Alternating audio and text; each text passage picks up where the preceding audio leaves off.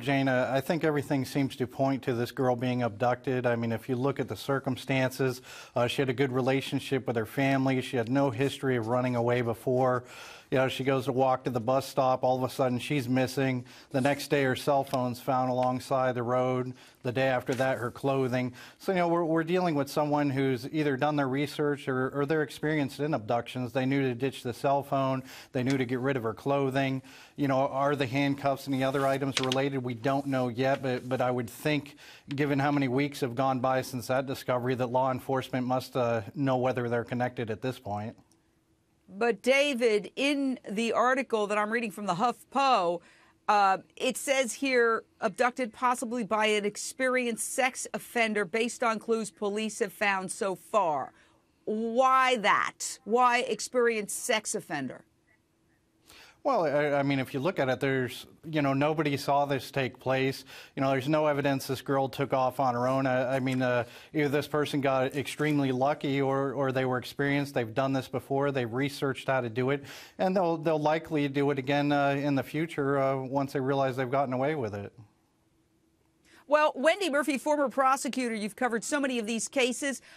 Here is what the local sheriff is saying. The local sheriff is saying that the likely scenario is an acquaintance abduction, abducted by an acquaintance. I'm quoting here. An acquaintance could be anything. It cannot just be someone she knew. It can be someone that she's comfortable seeing in the area that she knows would be there, someone that is really known to the area, and we don't believe she ran away or left voluntarily. So how do you dovetail that? On the one hand, we're hearing people say, oh, experienced sexual predator. On the other hand, we're hearing the sheriff say, this is an acquaintance, the person responsible.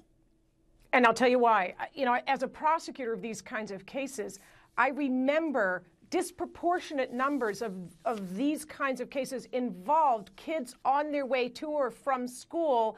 Often it was on the way to school. An acquaintance knows the habit of the child that person wants to take, whether for sex or murder or both.